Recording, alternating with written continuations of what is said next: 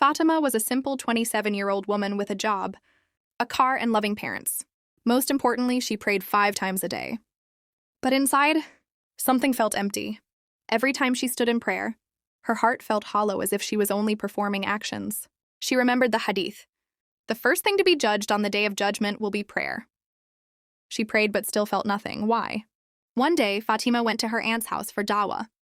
After Asr prayer, she sat silently, lost in thought. Her aunt noticed and asked gently, "Fatima, are you okay?" Fatima hesitated, then whispered, "Aunt, I pray regularly, but my heart feels empty. It's like I'm just standing, bowing, and prostrating without feeling." Her aunt smiled kindly and said, "You are not alone, dear. Many people feel this way. Let me tell you a story that changed my own prayer," she began. "Years ago, when I used to teach Quran at the mosque, there was a woman who came daily. She wasn't highly educated, but every time she prayed, she cried. One day I asked her, 'What do you think of during prayer that makes you cry like this?' She said softly, 'I think of Allah and the sea.' I was surprised. 'The sea?' I asked. She said, 'Imagine you are alone in a boat at night, in a raging storm. Who would you call upon other than Allah? That's how I feel during Salah, as if this world is a dark sea, and prayer is my only way to reach the shore.'" Her words shook me, the aunt said. She didn't know Arabic or theology, but she understood the heart of prayer. Fatima had tears in her eyes. "Aunt," she said, "tell me, how can I make my heart alive in prayer?" Her aunt smiled again and said, "There are 5 things I learned. First, prepare yourself before Salah. Don't rush at the last moment.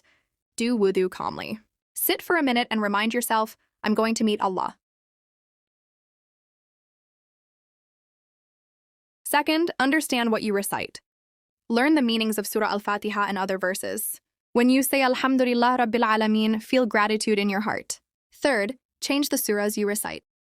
Learn small surahs so your prayer doesn't become robotic.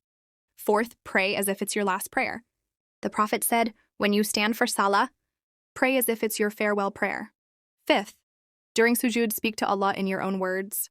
Tell Him what's in your heart. He is always listening. Fatima began to follow these steps. Weeks later, something changed. One night, in sujood, tears flowed from her, eyes not from sadness, but from connection. Prayer was no longer a duty, it became her peace. So if you ever feel empty during prayer, don't lose hope. Maybe it's not a weakness.